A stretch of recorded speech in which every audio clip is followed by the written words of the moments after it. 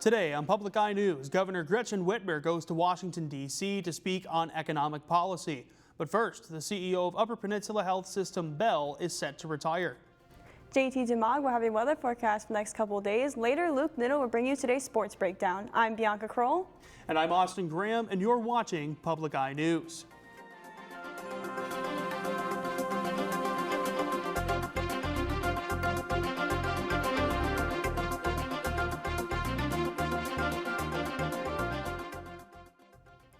Michigan Technological University has broken a school record of high placement rates. A recent survey of 2024 Michigan Tech graduates showed that a majority of alumni found employment within 6 months of graduation. The university broke its record of high placement rates with a 94.6% rating. That percentage was calculated with data from the institution's career services, which was recorded with guidelines from the National Association of Colleges and Employers. More than 700 companies and organizations hired alumni, including Apple, Lockheed Martin, and General Motors, among other companies. Additional recent graduates reported that they have either advanced to graduate school or pursued different opportunities. And the Keweenaw Unitarian Universalist Fellowship is hosting an online forum to prevent violence at churches and businesses. This presentation will focus on prevention and response strategies to possible and active violence.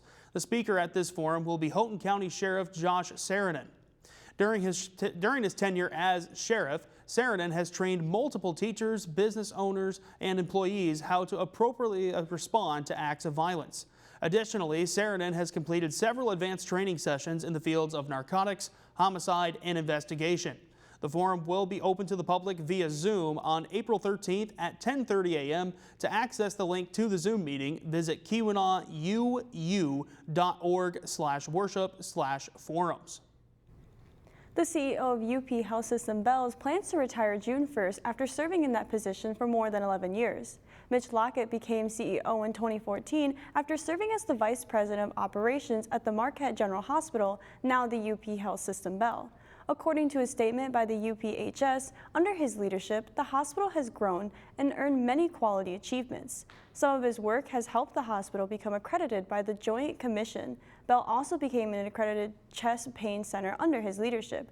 With the departure of Lockett, Tanya Donner, CEO of UP Health System Marquette, will be promoted to Market CEO of Marquette and Bell. Allison Stunberg will assume a new leadership role as Chief Operating Officer at Bell.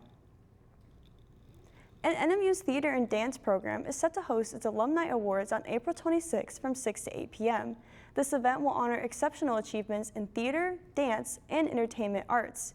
The program will announce 4 awards during the ceremony. Those are the Circle of Champions Distinction, the Outstanding Alumni Hall of Fame, the Outstanding Young Alumni, and the Rising Stars Award. The weekend festivities will begin on Friday, April 25th, and will begin with a reception at 6 p.m. in the Forrest Roberts Theater lobby. At 7:30, there will be a senior showcase and a post-show reception at 8 p.m. that will also take place in the lobby.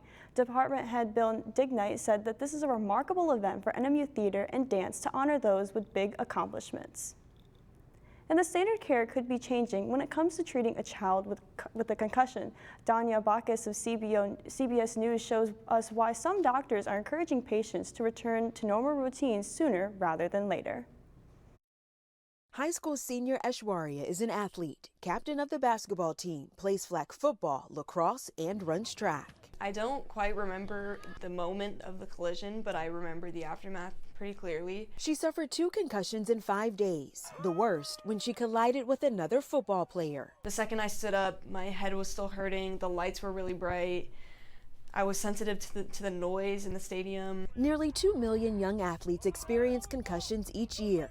Aishwarya was initially told to rest in a dark room with minimal physical and mental activity. Outdated guidance, according to sports medicine specialist Dr. Jonathan Santana. After about 48 hours, we do want them getting back into their activities of daily living. So that usually includes going to school. And that's probably the hardest thing for many of these kids to do because school can be the most demanding on the brain. Children's Hospital Los Angeles is one of 6 hospitals nationwide studying what factors impact quality of life or predict how long concussion symptoms will last for student athletes. Those that get back into daily activities and activities of daily living tend to have better outcomes. Recent studies show the longer kids stay out of school after a concussion, the harder the recovery.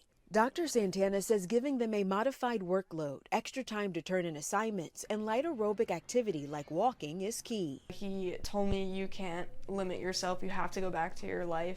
You have to build your confidence up again. Aishwarya says her recovery took off after seeing Dr. Santana. She was cleared to return to sports after 3 months and recently played in her league's All-Star game. Danya Backus, CBS News, Santa Clarita, California. After this break, we'll be back with your weather update and statewide news. Stay tuned. Asking tough questions to those in power. Should Democrats supply their votes if it means avoiding a government shutdown? Russia right now has you outmanned, outgunned. Is it time to think about a settlement? And covering events as they unfold. 8 soldiers died in the second deadliest attack on Israeli forces of the war. To see so many deaths in one place, it's not humanity. PBS NewsHour and PBS News Weekend, every night on PBS and streaming. Welcome back to Public Eye News. I'm JT DeMog, here to bring you today's weather forecast. Taking a look at our campus camera, we have partly cloudy skies, melting snow. It is starting to look like spring here again. Taking a look across the Upper Peninsula, cloudy conditions throughout most of the peninsula. In Houghton, 41 degrees. In Ironwood, 44 degrees. In Iron Mountain, 42. And down in Menominee, some rain with 41 degrees. Taking a look at the eastern side of our board here, in Escanaba, 39 degrees. Manistee, 37. And in the Sioux, sunny conditions with 36 degrees. And back here in Marquette, 37 degrees. Taking a closer look into our current conditions, we have winds out of the east at 7 miles an hour with a barometric pressure of 30.08 inches and steady. And going into tonight, we'll have cloudy skies with a low of 32, winds out of the south at 4 miles an hour, and our moon phase of a waxing gibbous. Taking a look throughout the end of the week here, cloudy conditions again with a high of 39, a low of 30, and winds out of the east at 4 miles an hour.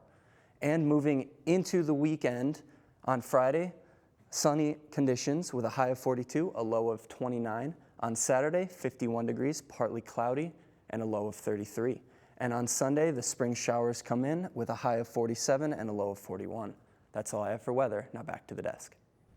Thank you, JT, for that weather update. It seems like spring is trying to make its way back to the Upper Peninsula. Moving into some statewide news, Michigan Governor Gretchen Whitmer made a speech ahead of her meeting today with President Donald Trump, emphasizing points of agreement with the president's economic policy. In her speech, the governor said, quote, "I understand the motivation behind the tariffs. Here's where President Trump and I agree. We do need to make more stuff in America," end quote. Today's meeting with Trump comes after the president announced new tariffs that are expected to affect Michigan. The state's economy relies on a tight-knit auto trade with Canada and Mexico, among other countries. Whitmer's approach and demeanor towards Trump seems to be standing out amongst other high-profile Democrats, as the governor is seen as a potential presidential candidate for the 2028 election. And a former Wisconsin Supreme Court justice has agreed to surrender his law license after he spread election conspiracies.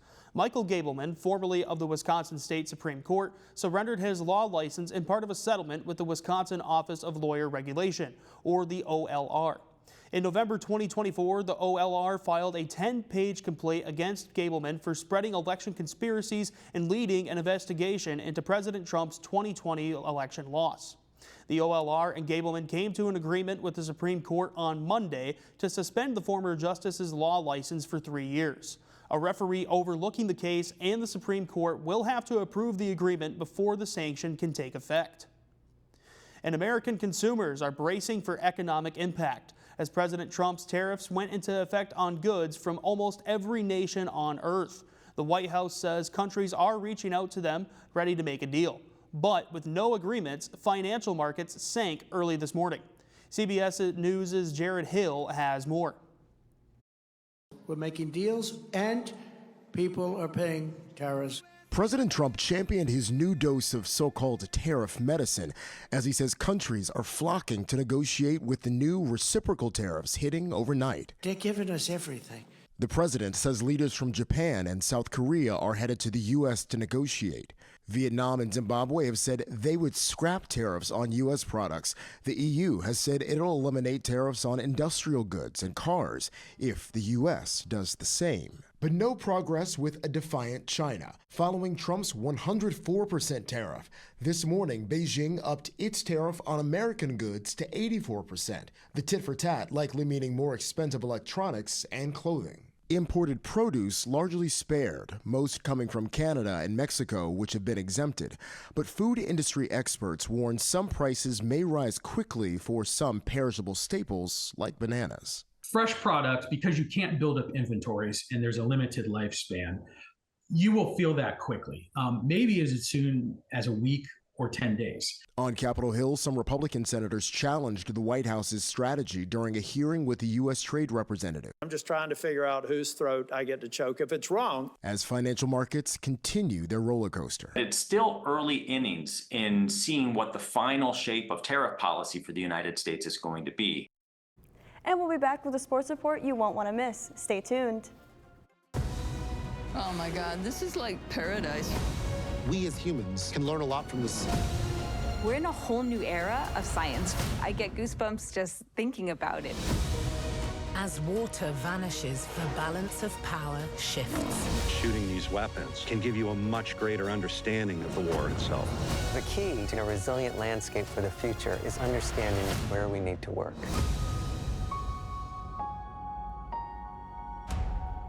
Welcome back to Public Eye Sports. I'm your host, Luke Niddle, and I'll be taking you through our Wednesday breakdown. Leading off on the hardwood, the Milwaukee Bucks picked up a well-earned 110-103 win over the Minnesota Timberwolves to bolster their chances of a higher playoff spot. All hope seemed lost for the Bucks in the fourth quarter as they sat down big, 95-71 with 10 minutes to play. The Deer then showed why they're feared as Milwaukee then went on a 34-3 run to completely swing the tide of the game.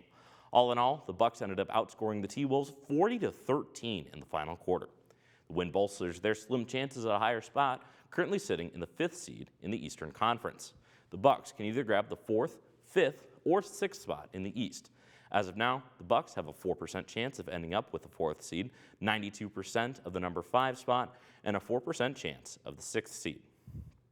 And speaking of playoff odds and chances, the Detroit Red Wings are still somehow not out of the Eastern Conference wildcard race, even with an ugly 4-1 loss to Montreal last night. First and foremost, the Wings need to win at minimum 4 of their final 5 games and no losses in regulation. That might be easier said than done, as the New Jersey Devils are the only team they will play that hasn't clinched playoffs or a division title yet. The Red Wings are also not in control of their own destiny, as the Habs also need to go winless in their 4 games left in the regular season, and the New York Rangers need to lose at least a game to ensure no tiebreaker, which the Rangers have over Detroit. And ending off on the mound, the Tigers concluded a 3-game series against the Yankees and a spoil of the sweep. Detroit checked in today feeling great after a 6-2 victory on Monday and a 5-0 shutout yesterday. Yanks outfielder Cody Bellinger returned to the lineup today after he was scratched last game due to food poisoning from what Bellinger referred to as bad chicken wings. The outfielder logged 1 hit and 4 at-bats on Monday's contest and accounted for 1 of New York's 2 runs during the game. As for yesterday, it was a pitching clinic for reigning AL Cy Young winner Tarik Skubal and Brant Herter, combining for 6 hits, just 1 walk, and 9 strikeouts all in all. The score of today's game ended Yankees 4, Tigers 3. That's all I have for sports. Back to the desk. Well, thank you, Luke, for that sports update. Austin, how are you feeling about the Detroit Tigers? You know, tough loss today, but they have exploded coming into this new season. I mean, with the series against the Dodgers and then to beat the Yankees 2 out of the 3 games they played in this series. How have you felt about them? I have honestly been excited that baseball is back in season. It is one of my favorite sports I love watching. Hey, absolutely. That's all the time we have here today at Public Eye News. I'm Austin Graham. And I'm Bianca Kroll. We'll see you next time.